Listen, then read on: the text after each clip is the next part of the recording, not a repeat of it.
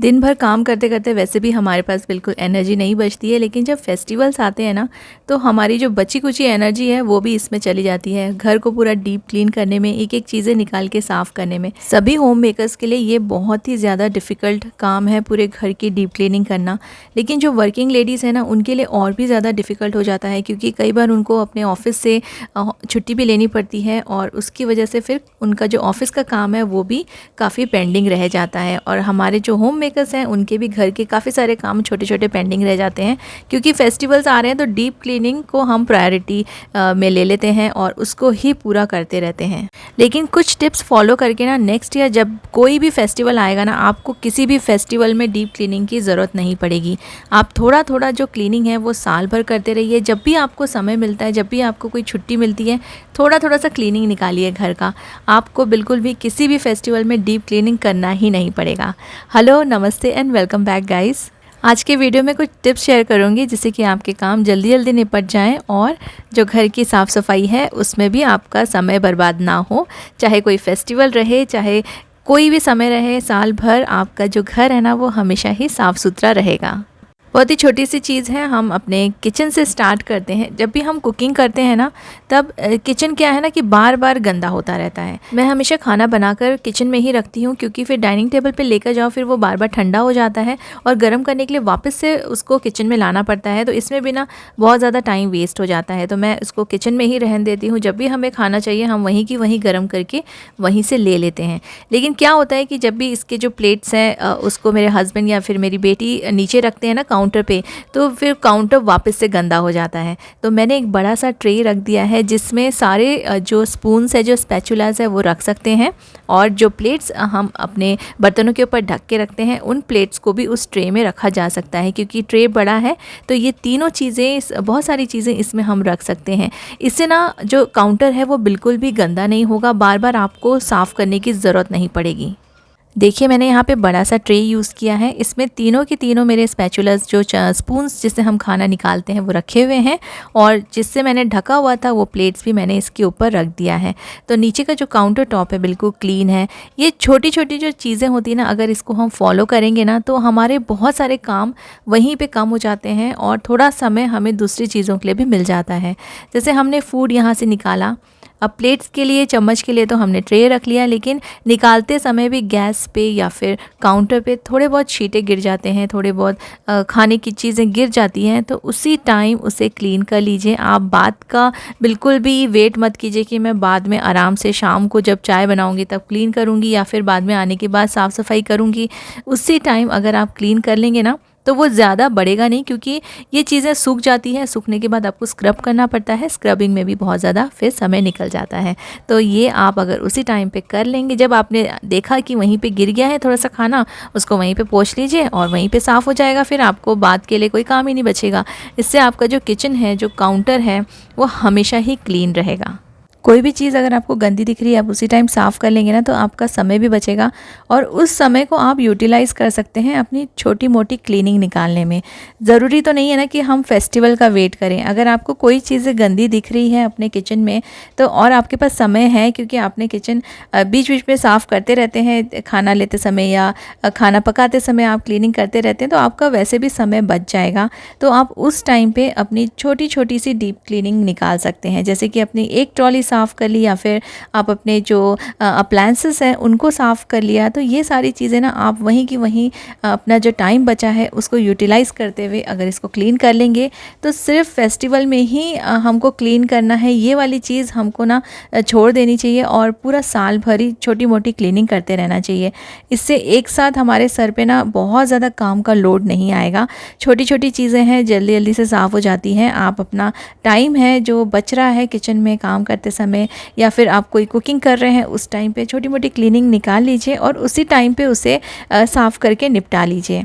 बड़ा डस्टबिन अगर हम रखते हैं अपने किचन में तो उसको भी बार बार साफ़ करना पड़ता है और उसको भी हमें ना बीच बीच में स्क्रब करना पड़ता है। छोटे डस्टबिन्स रखिए, जो छोटे मोटे कचरे निकलते हैं, जैसे फ्रूट्स के आप फ्रूट्स को पील करते हैं, सब्जी को पील करते हैं, तो उनके जितने भी कचरे निकलते हैं उनके लिए आप एक ऐसा लिड वाला डब्बा हमेशा साथ में रखिए और उसमें ही दिन भर का कचरा जमा कर लीजिए। और फाइनली जब रात को आपका काम ख़त्म हो जाता है, जब आप किचन पूरा क्लीन कर लेते हैं, तब इस कचरे को ना आप छोटे छोटे बैग्स में डाल के अपने जो मेन डस्टबिन है उसमें जो आपने गार्बेज बैग लगा के रखा है उसमें डालिए।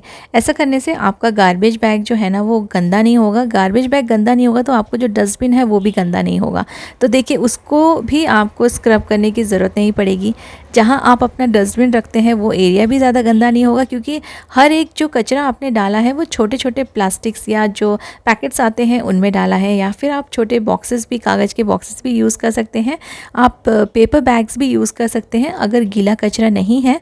जैसे मैंने वेजिटेबल्स कट किया था उस या फ्रूट्स कट किया था, उस टाइप के कचरे ना आप पेपर बैग्स में भी डाल सकते हैं। अब देखिए इतने सारे बर्तन जम गए हैं।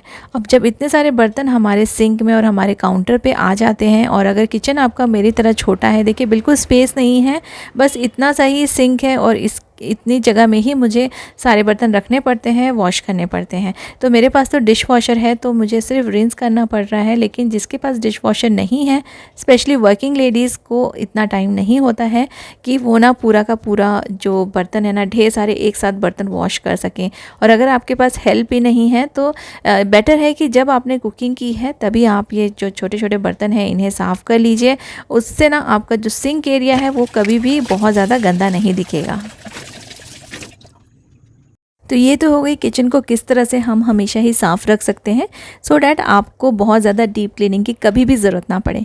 अब जो अप्लायंसेस होते हैं, मोस्टली बहुत सारे ऐसे अप्लायंसेस होते हैं हमारे पास जिसको हम डेली यूज़ नहीं करते हैं। तो अगर डेली यूज़ नहीं कर रहे हैं तो कोई भी पुराना सा आप ये पिलो कवर ले लीजिए और इसको ना ऐसे कवर करके रखिए।